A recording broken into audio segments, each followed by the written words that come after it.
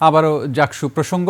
জাহাঙ্গীরনগর বিশ্ববিদ্যালয়ে রয়েছেন আমাদের প্রতিনিধি আরিফুল ইসলাম। একটু তার কাছে যেতে চাই। কামালউদ্দিন হলে তিনি রয়েছেন।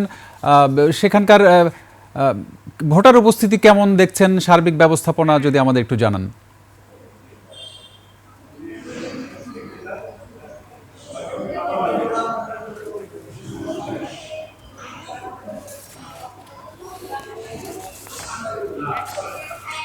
জি, শরীফুল ইসলাম সাব্বির, নিশ্চয়ই আপনি আমাকে শুনতে পাচ্ছেন।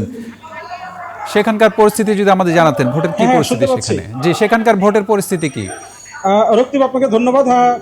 রক্তিম আপনাকে ধন্যবাদ। আমি এই মুহূর্তে রয়েছি কিন্তু জাহাঙ্গীরনগর বিশ্ববিদ্যালয়ের ফজিলাতুন্নেসা হলে। আমি দিন ধরে কিন্তু এই জাকসু নির্বাচনকে ঘিরে জাহাঙ্গীরনগর বিশ্ববিদ্যালয়ে রয়েছি।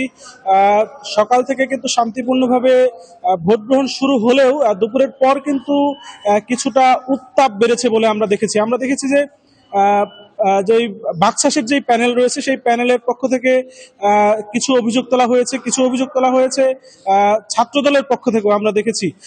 এছাড়াও অন্যান্য রয়েছে তাদের পক্ষ থেকেও বিভিন্ন অভিযোগ পাওয়া যাচ্ছে। এর মধ্যে আমরা দেখেছি যে ফজিলাতুন্নেসা মুজিব হল এবং